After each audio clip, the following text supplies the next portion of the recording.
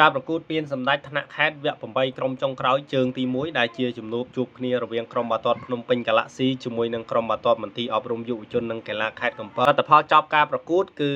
2-2ឱកាសទាត់មួយជើងស្ដាំពីភ្នំពេញ Galaxy ប៉ុន្តែត្រូវបានជួយសង្គ្រោះពីអ្នកចាំទីហើយការបន្ថែមមួយជើងស្ដាំនេះក៏នៅតែអាចជួយសង្គ្រោះបានម្ដងទៀតហើយទាត់មួយជើងពីចម្ងាយនេះក៏ហើររំលងរបាទីចេញទៅខាងក្រៅភ្នំពេញ Galaxy មានឱកាសជាច្រើនសន្ធឹកសន្ធាប់តែម្ដងនៅក្នុងដើមវគ្គទី1នេះការទាត់មួយជើងឆ្វេងពីចម្ងាយក៏នៅតែអាចជួយសង្គ្រោះបានទៅពីស្លាបខាងស្ដាំអូសចូលទៅក្នុងប្រអប់គ្រោះថ្នាក់បន្តិចកាត់មកត្រង់នេះតែតមកក្បាលក៏ហើររំលងរបាទីកាសពីខេត្តកំពតពីស្លាបខាងឆ្វេងមានកីឡាករទេពសាហ្វីអ៊ីក៏ទាញផុតមួយហើយក៏ទាត់មួយជើងស្ដាំប៉ុន្តែត្រូវបានជួយសង្គ្រោះពីអ្នកចាំទីចូលមកដល់វគ្គទី2ឱកាសពីភ្នំពេញ Galaxy នៅស្លាបខាងស្ដាំលើកមកត្រង់នេះអ្នកចាំទីចេញមកដោលបាល់ប៉ុន្តែក៏ដោលមិនត្រូវតែទម្លាក់មកត្រង់នេះច័ន្ទវិសុទ្ធទាត់បញ្ចូលទីបានយ៉ាងល្អបាទការតែទម្លាក់ពីលីម៉ូស្លីមហើយការប៉ែនបញ្ចូលទីមួយជើងស្ដាំពីភីនច័ន្ទវិសុទ្ធនេះបង្កើតបានជាគ្រាប់បាល់ទី1សម្រាប់ភ្នំពេញ Galaxy ទៅសារជាថ្មីពីភ្នំពេញ Galaxy ទាត់មួយជើងស្ដាំប៉ុន្តែបាល់នេះត្រូវបានជួយសង្គ្រោះដោយអ្នកចាំទីឥឡូវនេះឱកាសរបស់ខេត្តកំពត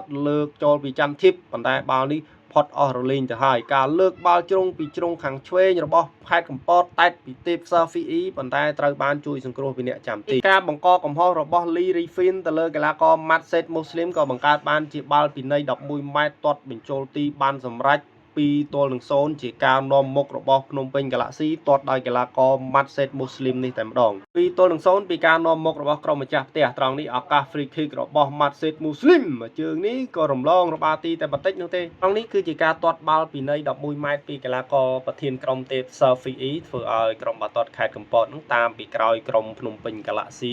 1-2បាទអ្នកចាំទីគាត់ហក់ត្រូវដែរប៉ុន្តែมันអាចជួយសង្គ្រោះបាល់នេះបានទេដោយសារបាល់នឹងលឿនពេកឥឡូវនេះលើកចូលទៅសារជាថ្មីតែតមកក្បាលនេះប៉ុន្តែតែតមិនចំបាល់នេះសោកស្ដាយមែនទែនសម្រាប់ក្រុមបាល់ទាត់ខេត្តកំពតភ្នំពេញ Galaxy មានឱកាសក្នុងការវាយបកត្រឡប់មកវិញត្រង់នេះកັບមួយហើយក៏លើកមកតែតមកក្បាលនេះប៉ុន្តែបាល់មិនចំគោលដៅនេះទេបាល់នេះបើសិនជាចំចូលហើយព្រោះអ្នកចាំទីគាត់ដាច់ចកេះហើយវាយបកទៅវិញពីខាងខេត្តកំពតបញ្ជូនមកឲ្យទេពសាហ្វីអ៊ីកັបមួយល្អមែនទែនហ្វាស៊ីអ៊ីអូសចូលទៅក្នុងប្រអប់គ្រោះថ្នាក់ហ្វាស៊ីអ៊ីទាញហើយក៏ទាត់ឆ្វេងចាំទីគាត់ព្យាយាមជះដែរប៉ុន្តែបាល់នេះជះមិនទៅណាឆ្ងាយបើជាចូលក្នុងសំណាញ់ទីរបស់ខ្លួនទៅវិញនៅនាទី